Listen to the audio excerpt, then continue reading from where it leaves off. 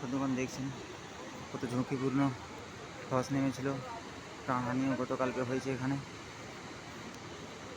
আপনাদেরকে বারবার একটা রিকোয়েস্ট, আবার কে অবশ্যই মানবেন, কিন্তু বর্ষাকালে আসবেন না, গ্রীষ্মকালে আসবেন। পরিস্থিতি সময় বুঝে আসবেন। যেখানে যে বর্ষাকালে গেলেই পৌঁছালে বাবা খুব প্রসন্ন হবেন সেটা নয়, বাড়ি থেকেও ভগবানকে ডাকা যায়, কিন্তু আমি অবশ্যই আসবেন। যদি আসতে পারেন তবে টাইমে বর্ষার সময় নয়, পাহাড়ি অঞ্চলে বর্ষার সময় খুব ধস নেমে যায়, ওই সময় আসবেন না। ধস নেমেছিল গতকালকে প্রাণহানি হয়েছে এখানে। আজকেও বৃষ্টি হচ্ছিল, বৃষ্টি এখন থেমেছে, যার ফলে পুলিশ ভাইয়েরা সব বন্ধু বোনেরা সাহায্যে পাঁচজন করে ছাড়ছে একর করে। খুব ঝুঁকিপূর্ণ আসছে,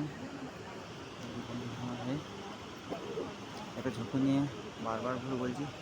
হর হর মহাদেব। অবশ্যই ভগবানকে বিশ্বাস করবেন, তবে রিস্কের মধ্যে নয়। সৎ পথে চলুন, ভগবান ধর্মের পথে চলুন, তখন সবাইকে ভালো নজরে দেখুন। এভাবে যদি সাধনা করতে যাবেন তাহলে এভাবেই মানে হতে হয়, উপরন্ত এভাবেই ধসের কবলে পড়তে হয়, প্রকৃতির সঙ্গে মোকাবিলা করতে হয়। কিন্তু বাড়িতে থাকবো, পথে চলবো, ধর্মের পথে চলবো এবং সঠিক সময়ে প্রকৃতি, জল, বৃষ্টি, রোদ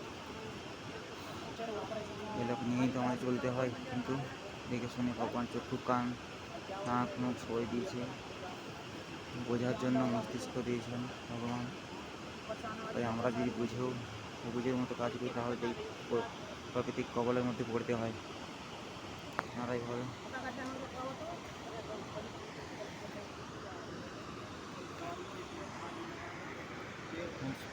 সকালে আসবেন না,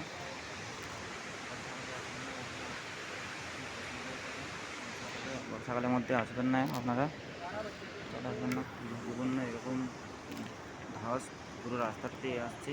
কেদারনাথ হয়ে আসতে হলে বাবা কেদারনাথ ধামে আসতে হলে গ্রীষ্মকালে আসবেন, ওয়েদার মধ্যে আসবেন। দেখুন বৃষ্টির সময় অবশ্যই আসবে না। দেখছেন বন্যা রেখার নদী খুব পর্বতে বেয়ে চলেছে।